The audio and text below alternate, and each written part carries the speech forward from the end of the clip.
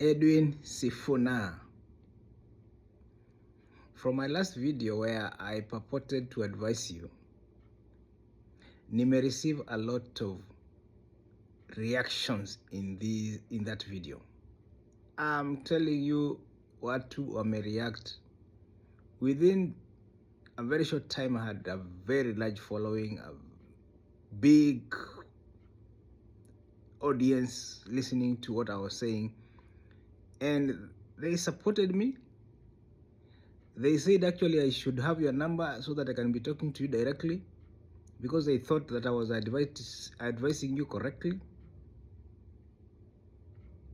And I've used the word purported to advise you because I don't think really I'm qualified to advise you, because Sifuna, you have a mind that is just roaming and doing the right thing.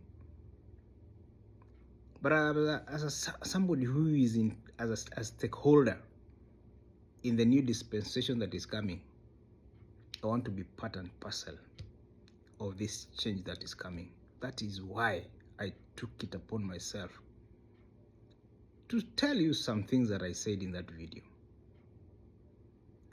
And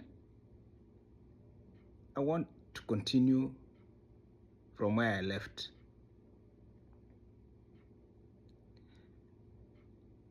The United Opposition ni wa Kenya kama sisi. And I know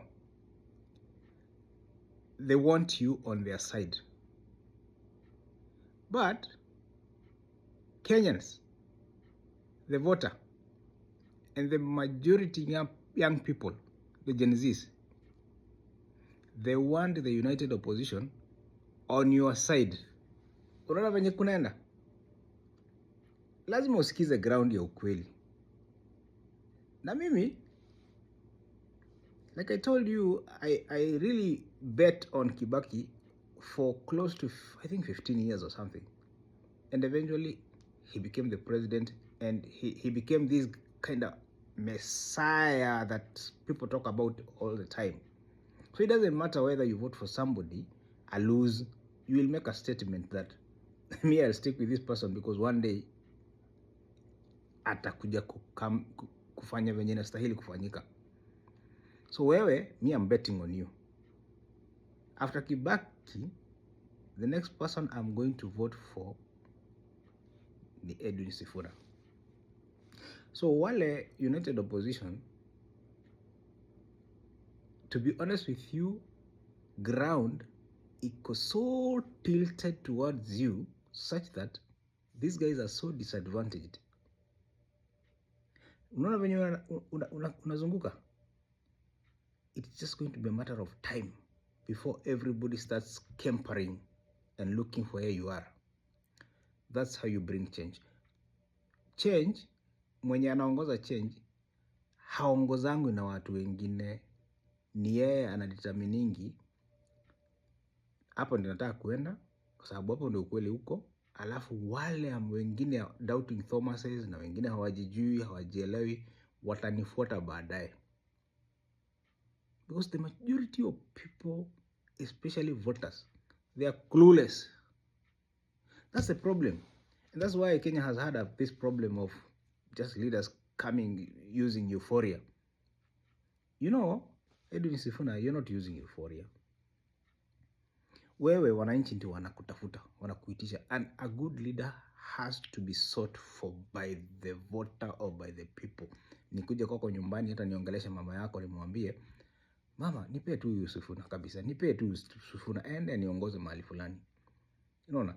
Si wewe ukuje kushinde ukitangaza huko, nataka kuwa president. Sijui nataka nini. We have had those people that ndio wanatukosea kila wakati.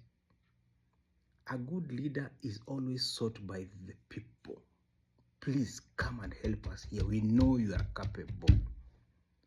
But all these leaders who have always come to tell us that inasimama, nataka, they have failed us because that's not the way to go. Okay? So, chungana na watu ya United Opposition.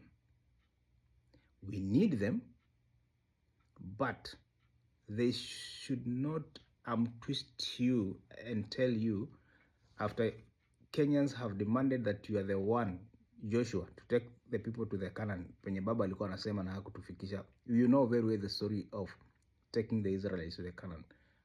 Kuna mwenye ilikuwa kazi yake ni kuwafikisha a certain place. Sasa hiyo ni baba, alafu mwingine achukue amalize. And I heard Babu Owino saying the same thing. He's a smart guy. Take your time, fanya kazi yako. Groundswell yenye inatokea saizi ita intimidate wale United Opposition mpaka watakujoin.